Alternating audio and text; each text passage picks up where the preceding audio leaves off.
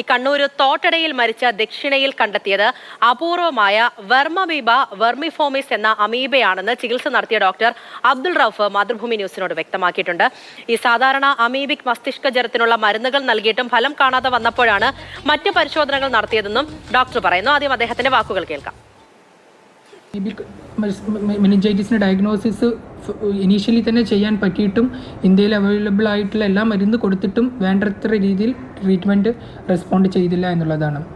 അപ്പോൾ പിന്നീട് നമ്മൾ ഇത് അമീബിക് സ്പീഷീസ് ഏതാണെന്ന് കണ്ടെത്താനുള്ള പിന്നീടുള്ള പരിശോധനയിലാണ് മരണശേഷമുള്ള ബ്രെയിൻ ബയോപ്സി ടെസ്റ്റിലും നമ്മുടെ നട്ടലിൽ നിന്ന് നീരെടുത്തിരുന്ന മുമ്പേ എടുത്തിരുന്ന സാമ്പിളിൻ്റെ ടെസ്റ്റിലും അത് നമ്മൾ പോണ്ടിച്ചേരിയിലോട്ട് PCR ടെസ്റ്റിന് അയക്കുകയും അതിൽ വെർമമീബ വെർമിഫോമിസ് എന്നുള്ള ഒരു അമീബയാണ് ഈ ബ്രെയിൻ ടിഷ്യൂലും CSFലും PCR ടെസ്റ്റിൽ ഡിറ്റക്ട് ചെയ്യപ്പെട്ടത്.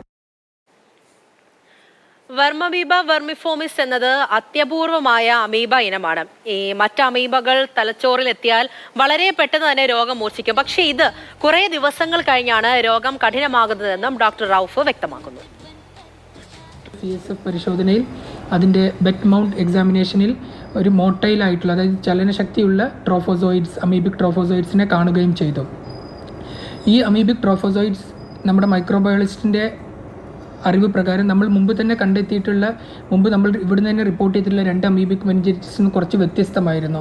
നമ്മൾ മുമ്പേ കണ്ടിട്ടുള്ള അമീബ കേസുകളിലെല്ലാം കുറച്ചും കൂടെ പ്രോഗ്രഷൻ ഫാസ്റ്റ് ആയിട്ടുള്ള, അതായത് നമുക്ക് ഡയഗ്നോസ് ചെയ്ത് ദിവസങ്ങൾക്കുള്ളിൽ തന്നെ രോഗം മൂർച്ഛിക്കുന്ന അവസ്ഥയാണ് കണ്ടത്.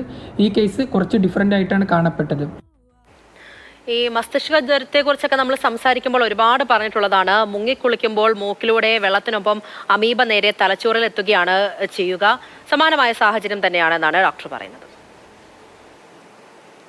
മസ്തിഷ്ക ജ്വരം നമ്മൾ വെള്ളത്തിൽ മുങ്ങിക്കുളിക്കുമ്പോൾ നമ്മുടെ നോസ് വഴി, മൂക്ക് വഴി ഒരു ക്രിബ്രിഫോം പ്ലേറ്റ് എന്ന് പറയുന്ന പ്ലേറ്റ് വഴിയുണ്ട്, അതുവഴി ഡയറക്റ്റ് ബ്രെയിനിൽ ഇൻവേഡ് ചെയ്യുന്നതാണ്. അപ്പോൾ അത് ഡയറക്റ്റ് ബ്രെയിൻ ഇൻവേഷൻ ഉണ്ടാക്കുകയും അതുകൊണ്ടാണ് ഇതിനെ പണ്ട് കാലത്ത് നമ്മൾ ബ്രെയിൻ ഈറ്റിംഗ് അമീബ എന്നാണ് അറിയപ്പെട്ടിരുന്നത്. അപ്പോൾ അതുകൊണ്ടാണ് ഇത് ഇത്രയും റാപ്പിഡ്ലി സ്പ്രെഡ് ആവാനുള്ള കാരണം. കെട്ടിക്കിടക്കുന്ന ഏത് വെള്ളത്തിലും അമീബ ഉണ്ടാകാനുള്ള സൂചനയാണ് ദക്ഷിണയുടെ മരണത്തിൽ നിന്നും വ്യക്തമാകുന്നത്. അതുകൊണ്ട് ക്ലോറിനേഷൻ നിർബന്ധമാക്കണമെന്നും ഡോക്ടർ മുന്നറിയിപ്പ് നൽകുന്നു. ഈ സ്വിമ്മിംഗ് പൂളുകൾ അല്ലെങ്കിൽ ആർട്ടിഫിഷ്യലായിട്ട് വെള്ളം കെട്ടി നിൽക്കുന്ന തടാകങ്ങൾ, കായലുകളിലെല്ലാം പ്രതലങ്ങളിൽ ഇത്തരത്തിലുള്ള അമീബ കാണപ്പെടാവുന്നതാണ്.